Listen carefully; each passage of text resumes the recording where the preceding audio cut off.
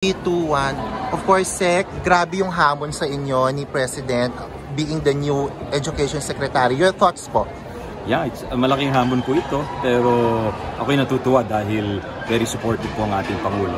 At ang laki ng kanyang sona na binigay niya sa edukasyon, at hindi lang yung aspeto ng edukasyon mismo, pati yung kalusugan na apektado ng edukasyon, pati yung kahirapan, nabanggit niya yung 4Ps. So, kumbaga, ang approach sa edukasyon, holistic. So, doon ako natuwa. At maraming potential talaga sa remaining years of the Marcos administration na kumanda ang ating educational system. How are you getting into action based on the speech and challenges of President Marcos sa inyo pong liderato sa DepEd? Well, we have to speed up everything, I think. Yung procurement of books, yung construction of school buildings, really be more efficient. Kasi kita niyo naman si Pangulo, mabilis kumilos, and he wants results fast. He loves the education sector, he loves our teachers. So, sabi nga niya, bilin niya sa akin, alagaan ko yung teachers, alagaan natin yung mga students and the quality of education. Speak of teachers, sir, ano pong gradong ibibigay niyo sa Presidente kung kayo ay teacher? Based sa sona niya ngayon. On his speech? Yeah. I'll give him a 10. Wow. Sir, mabilis na po preparation para sa pasukan next week po. Yeah, we're doing the Brigada. That's a nationwide effort. Tsaka yung medyo tinamaan tayo ng bagyo sa Romblon and sa Mindoro. So we're also exerting efforts na matugunan yun. Yeah. Thank you, sir. Action lang po, grabe well uploaded yung statement ni President Bongbong Marcos about West Philippine Sea. Your thoughts lang po?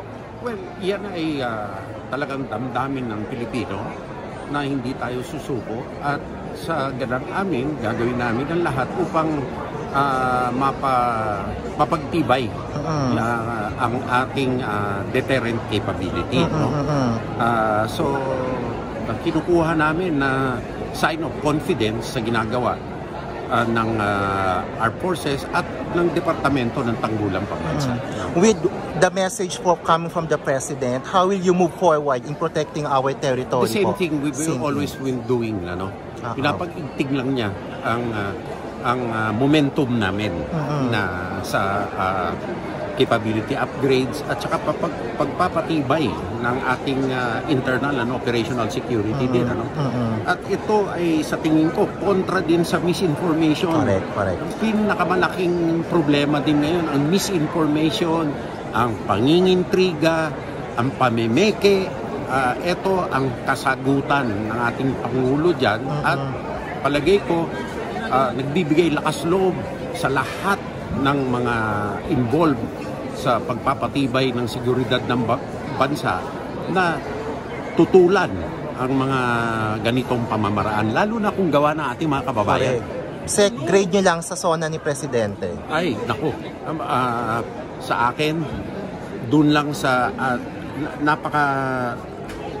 nakakataba ng puso ang sona ng Presidente, kasi yung lahat ng pangangailangan na matibay na bansa, nasabi niya.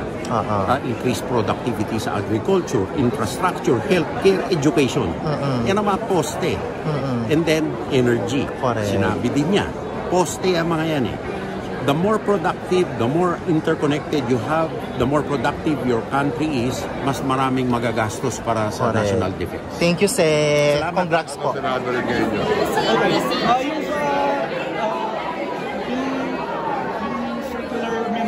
Allowing cash sweeps for GOCCs, will this still be yung cash sweeps po for GOCCs? Cash sweeps. Yung circular memorandum that naging basis ng PhilHealth to... Okay. Yan, sinusundan lang natin ang utos ng Kongreso. Nasa budget yan sa 2024, may utos ng Kongreso na gawin ng Department of Finance yan. Sinusundan lang natin yung utos ng Kongreso. At may basihan naman yung utos ng Kongreso dahil maraming perang natutulog sa ilang mga GOCC na kinakailangan na, sayang naman kung natutulog na yung pera niya, pwede gamitin niya para lalong palaguin yung ekonomiya at maglikha ng trabaho. Kasama pa rin po ba ito sa 2025 National Expenditure? Wala na yan. 2024 lang yan.